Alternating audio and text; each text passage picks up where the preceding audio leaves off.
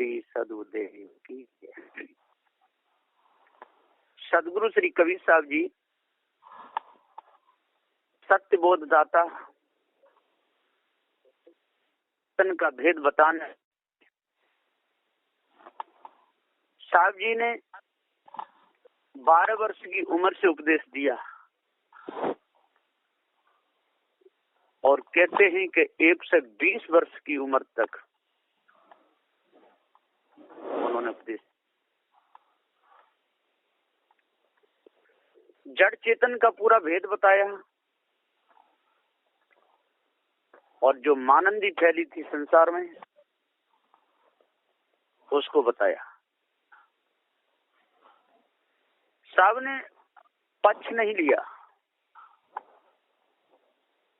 सदगुरुदेव ने कहा भी अभी जग में कि पछा पछी के कारण सब जग रहा भुला। पछा पछी में सारा संसार भूला हुआ है। मनुष्य जानबूझ करके खोटे कर्म करता है और दुख आता है तब राम राम चिल्लाता है कि राम ये दे रहा है। राम भी जो दशरथ के पुत्र राम थे उनको भी अपने कर्मों का फल भोगना पड़ा। पूरा जीवन सुख नहीं मिला। जनक नंदिनी सीता थी। सीता के जीवन में दुख नाम की कोई चीज नहीं थी। बड़े बड़े पंडितों ने उनकी लगन शोधी लेकिन पूरा जीवन सुख नहीं मिला। कर्म का दंड सबको भोगना पड़ता है, राजा हो या रंक हो, कोई बचेगा नहीं। सबको अपने अपने कर्मों का दंड भोगना पड़ा। किसी का नाम रटने से कोई कर्म दंड मिटता नहीं। लोग कर्म करना चाहते हैं दुख के और चाहते हैं सुख, तो ऐसा होता नहीं। जैसी करनी और तैसी भरनी। शब्द स्पर्श रूप रस गंध, इनमें आसक्ति लगी हुई है। कोई शब्द को सुन करके अपने पद से गिरता है, कोई स्पर्श करके अपने पद से गिरता है, कोई रूप को देख करके गिरता है, कोई रस को चख के गिरता है, कोई गंध में। एक एक विषय में एक एक तनधारी का विनाश हो जाता है। शब्द सुन करके मृगा के शरीर का विनाश होता है, मृगा पकड़ा जाता है। इस प्रश्न में हाथी पकड़ा जाता है। रूप विषय में पत्ना मारा जाता है और रस विषय में मछली और गंध विषय में भौरा। एक एक विषय में एक एक तनधारी का विनाश हो जाता है। तन का विनाश हो जाता है और जाके पांचों विषय लगे हों, उसका क्या हुआ? तो साहब कहते हैं कि कर्म स्वयं करता है, दुख देता है, सताता है और कर्म का दंड आता है। तब परमात्मा का नाम ले लेकर के रोता है कि हे परमात्मा, हमको ऐसा दंड क्यों दे रहा है, हमने तेरा क्या बिगाड़ा। तो कर्म करते समय उस समय होश नहीं किया कि इन कर्म के द्वारा किसी की हानि होगी कि लाभ होगा, इन कर्म के द्वारा मेरा अंतःकरण पवित्र होगा कि गंदा होगा। ये तो बिल्कुल विचार नहीं किया। कर्म करते समय जवानी के नशा में भूल गया, सोचा ही नहीं कि इन कर्मों का आगे चल के नतीजा क्या निकलेगा। रूप देखकर भूल न जाना, ये रूप नहीं है तेरा। जिस रूप देख तू भूला है वो तेरा रूप नहीं है। जिस रूप को देख करके तू भूल रहा है वो तेरा रूप नहीं है। पीले रंग को देख करके भूला, वह पीला रंग पृथ्वी का है, वो तेरा रूप नहीं है। जिस रूप देख तू भूला है वो तेरा रूप नहीं। तो पीले रूप को देख करके भूलता है। तो पृथ्वी का है। श्वेत रंग को भूला, श्वेत रंग तो जल का है, वो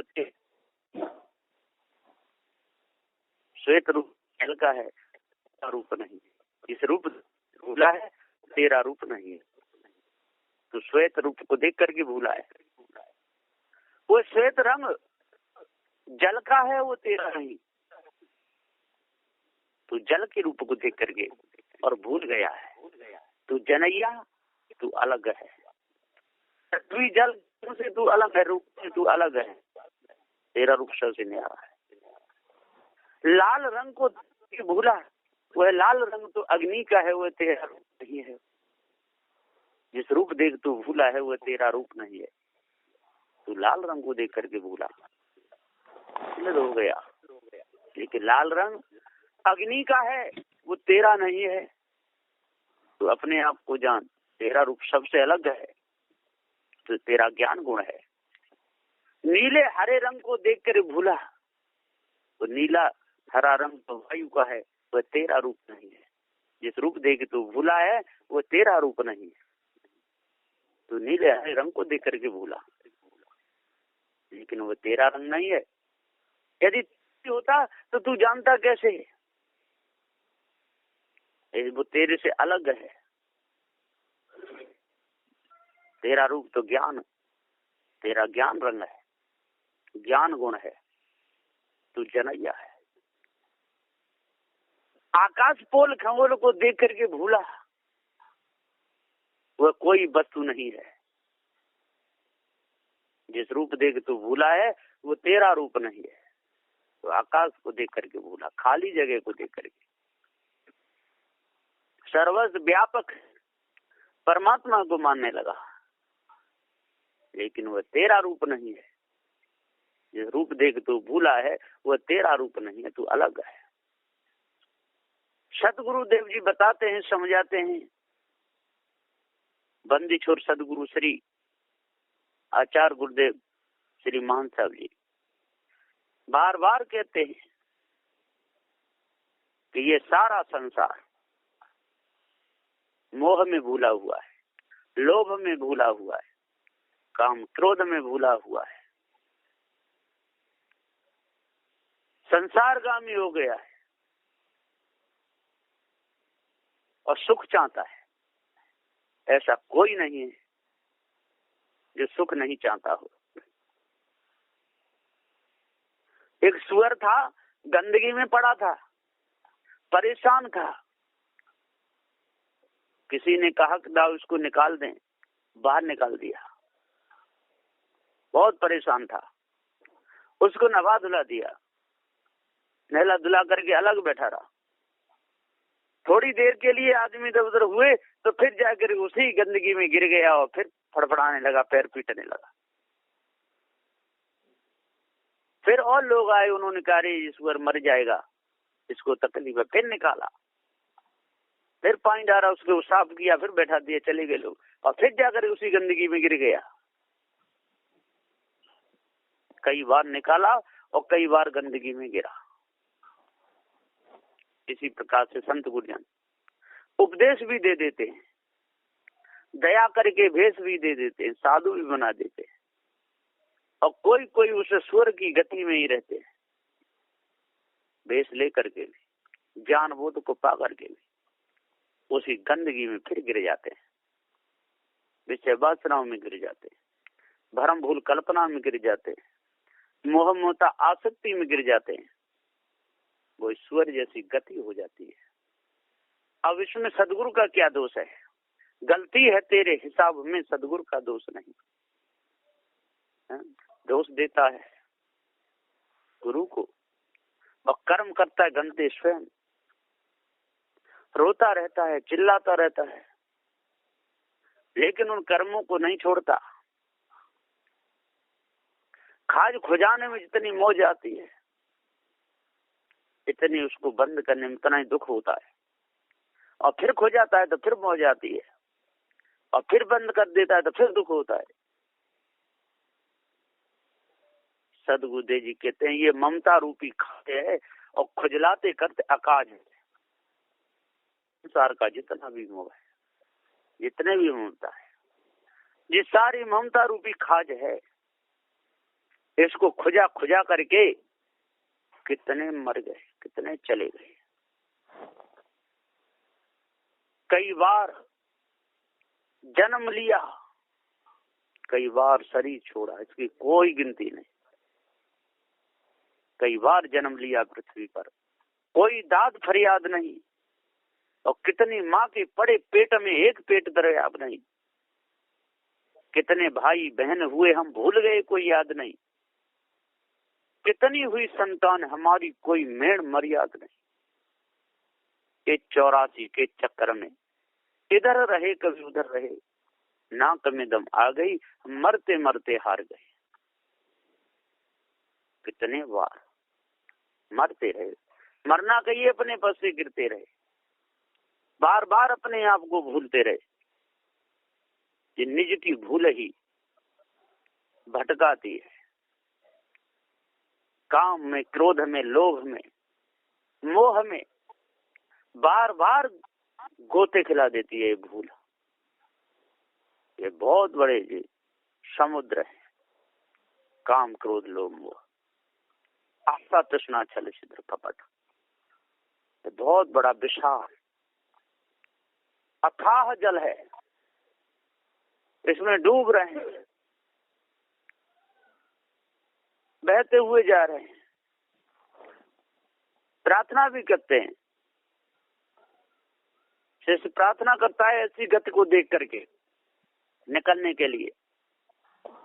हमें तो गुरु काऊ बेध पार उतारो, हमें तो गुरु काऊ बेध पार उतारो। खूब प्रार्थना करता रहता है।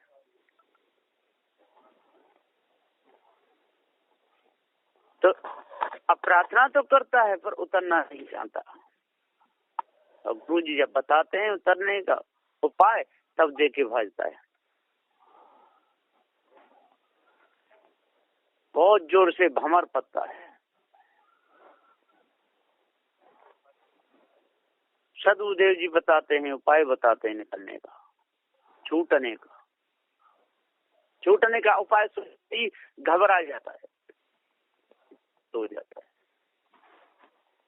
निकलना नहीं चाहता, वहां के वहीं रहना चाहता है। तो हमें तो गुरु काऊ विद पार होता है। सदगुरुदेव कहते हैं कि ज्ञान की बल्ली हाथों में ले नाव को नौका ढारो, और कहीं तो सहज में मिले किनारो, सहज में किनारा। ज्ञान की बल्ली हाथ में ले, ये सारी बल्लियां छोड़नी पड़ेगी। संसार की जितनी भी, एक भी बल्ली काम में नहीं आएगी।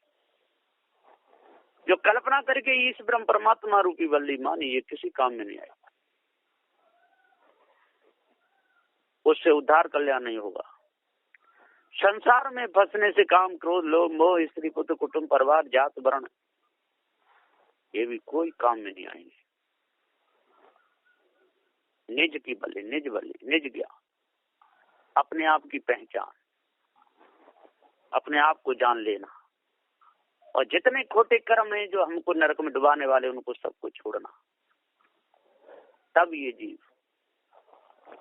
पार उतरेगा। इनसे और किसी से पार उतरना नहीं है। बस जो आसक्ति जमी हुई है, जो कालमा जो जमी हुई है, जो खानी बानी का जो विशाल ये संकट है, इसी से उपराम होना है। बहुत भारी है। विवेक जागृत जब मनुष्य का हो जाता है तो हृदय के कपाट खुल जाते हैं। फिर वो मनुष्य विचार से काम लेता है। जब विचार जब शुद्ध हो जाए बिल्कुल, तो चित्त एकदम निर्मल हो जाता है। और जब चित्त निर्मल हो गया तो बुद्धि एकदम साफ हो जाती है। तो जब बुद्धि शुद्ध हो गई तो अहंकार शुद्ध हो जाता है, पवित्र हो जाता है, अंतःकरण निर्मल हो जाता है। किसी प्रकार का कोई भी विकार सताता नहीं। ये इतनी कल्पना सारे संसार में छा रही है, ये सब धर्म के बल पर जितने भी झंडे लगे हुए हैं धोखे के। सदबुद्धे जी कहते हैं कि हे ज्ञानियों विद्वानों, 4 वेद 6 7 18 पुराणों के ज्ञाता हो, जपी तपी सन्यासी, आप जब जब काम लोगे तो जिंदा से ही लोगे, मुद्दे से कोई काम बनने वाला नहीं है। पुजारी बैठा रहोगे तो जिंदा, और जब पैसे उठाएगा जो आप चढ़ौती चढ़वाओगे किसी के ऊपर, तो पैसा उठाने जिंदा ही हो, मुद्दा नहीं उठा सकता। और भोजन बनाएगा तो जिंदा बनाएगा, उन देवी देवताओं का भोग लगाएगा तो जिंदा ही लगाएगा, और माला फेरेगा तो जिंदा ही फेरेगा, तो बजाएगा तो ही बजाएगा। वहां किसी पत्थर की मूर्ति के सामने शंख को रख दो, कहो कि ये बजाएगी, पूरा जन्म लगा दो, लेकिन वो शंख बजा नहीं सकती, तो मूर्ति माला हिला नहीं सकती। कितने भी पुजारी बना दो, पत्थर के बना बना के बैठा दो, जहाँ सफाई करेंगे वो वहां झाड़ू नहीं लगा सकते, वहां पोंछा नहीं लगा सकते। झाड़ू पोंछा जिंदा मनुष्य को लगाना पड़ेगा, भोजन जिंदा मनुष्य को ही बनाना पड़ेगा। जब काम में आएगा तो जिंदा ही मनुष्य आएगा। हाँ, भरम में दे करके आप उनको लूट सकते नाम को, और जिंदा ही लूटे जा रहे हैं। लूटने वाले भी जिंदा, लुटने वाले भी जिंदा, पूजने वाले भी जिंदा,